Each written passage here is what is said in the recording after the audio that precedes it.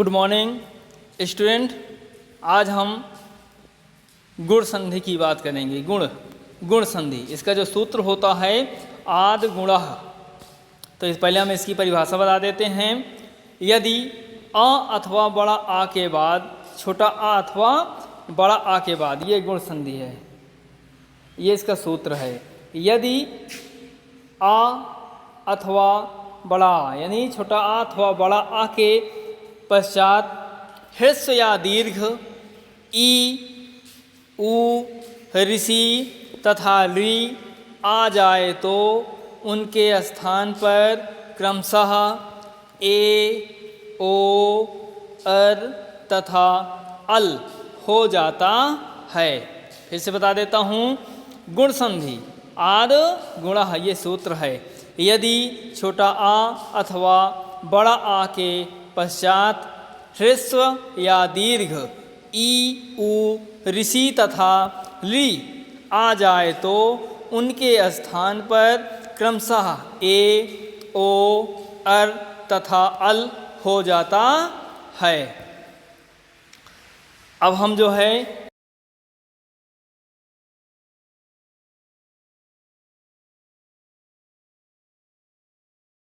उपधन इंद्र, तो ये जो है उप ये पहला पद हो गया और इंद्र जो है ये दूसरा पद हो गया। तो हम ऊपर वाले दीर्घ संधि में ये बताए थे कि पहले पद का अंतिम अक्षर और दूसरे पद का पहला अक्षर।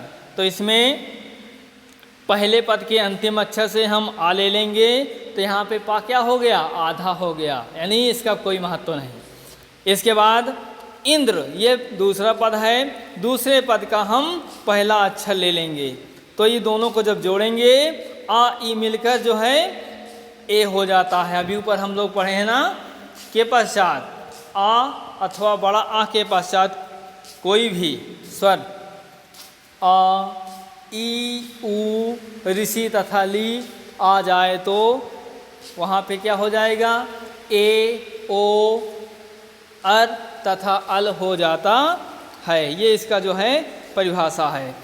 तो यहाँ पे जो है उप में जो है हम इसमें से पा से आ निकाल लिए तो ये आधा बचा। इंद्र में से जो है ई ले लिए तो दोनों आ ई मिलकर जब इसके पास आ के पश्चात मतलब बाद में ही तो आया, तो इन दोनों को जब जोड़ेंगे तो हो जाएगा ए। अब इसमें यहाँ पे संधि होगी तो यही ए जो है उसमें जुड़ जाएगा पा में, तो बड़ा पा यानी उच्चारण योग्य हो जाएगा। तो यहाँ पे ये हो जाएगा उपेंद्र। इसी प्रकार नर धन इंद्र, इसमें से र से आ ले लिए और इंद्र से जो है ई ले लिए, तो दोनों को जब जोड़ेंगे तो हो जाएगा ए। तो यहाँ पे हो गया नरेंद्र। इसी प्रकार जो है तथा धन इति,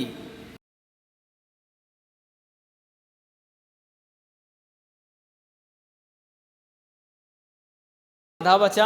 इसके बाद इति, इसमें से हम ई ले लिए छोटी ई, तो दोनों को जोड़ेंगे तो हो जाएगा ए। तो जब दोनों को जोड़ेंगे तो हो जाएगा तथेति।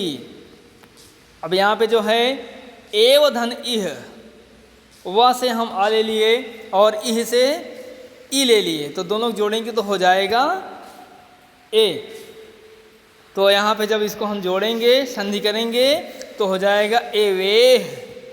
अब यहाँ पे पर धन उपकारः, इसमें पर धन उपकारः, पर से आ ले लिए और उपकारा से उ ले लिए। ये पहला पद है, ये दूसरा पद है। तो आ उ मिलकर जो है ओ हो जाते हैं। आ उ अगर आते हैं तो वहाँ पे क्या हो जाएगा, ओ हो जाएगा। तो जब दोनों को जोड़ेंगे तो हो जाएगा परोपकारः। अब यहाँ पे दूसरा देख लेते हैं महा धन उदयः। तो यहाँ पे महा से बड़ा, ये बड़ा हा है, तो यहाँ से लेंगे तो बड़ा आ हो जाएगा और ये उ ऐसे उतार लेंगे तो जब दोनों को जोड़ेंगे तो हो जाएगा ओ। तो अब इन दोनों का यहाँ पे हा आधा हो गया, तो इन दोनों को जब जोड़ेंगे तो हो जाएगा महोदयः। ये इसी प्रकार ये यहाँ तक जो है ये संधि है। अब जो है हम बात करेंगे यण संधि।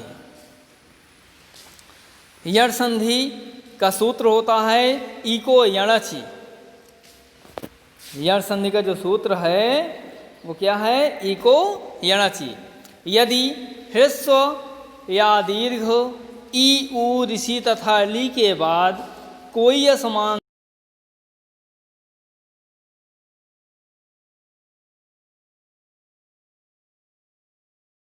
और ऋषि का रा तथा ली का ला हो जाता है। क्या है?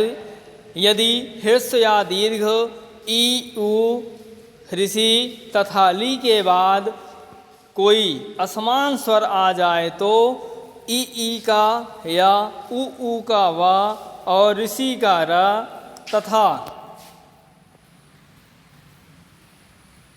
ली का ला हो जाता है।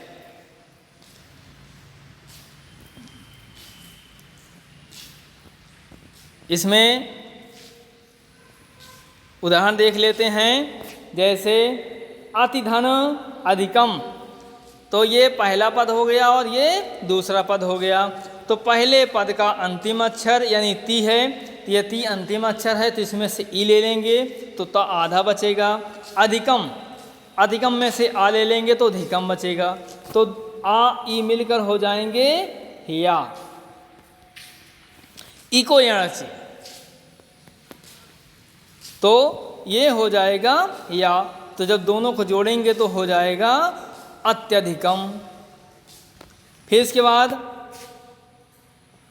अतिधन आचारः, तो इसमें अति पहला पद, आचारः दूसरा पद।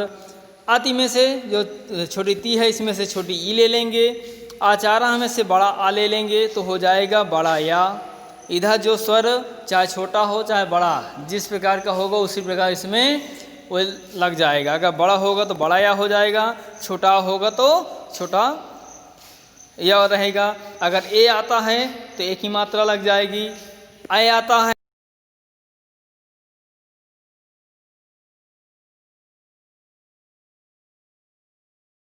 तो यहाँ पे जो है दोनों को जोड़ेंगे तो हो जाएगा अत्यः चारः।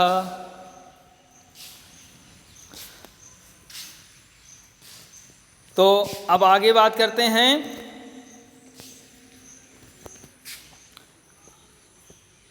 प्रतिधन उत्तरम। इसमें से प्रति में से ती छोटी है तो ई ले लेते हैं, उत्तरम में से छोटा ऊ ले लेते हैं तो हो जाएगा यू। तो जब हम इनको जोड़ेंगे तो हो जाएगा प्रत्युत्तरम। इसके बाद नदी धन आगमन, ये है तो नदी ये बड़ी है दी, तो इसमें से ई ले लेंगे बड़ी वाली। इसके बाद बड़ा आ ले लेंगे तो हो जाएगा बड़ा या। तो जब दोनों ये आधा हो गए, जब दोनों को जोड़ेंगे तो हो जाएगा नद्यागमनम, गमन। तो इस प्रकार के जो है ये दीर्घ संधि समाप्त हुई।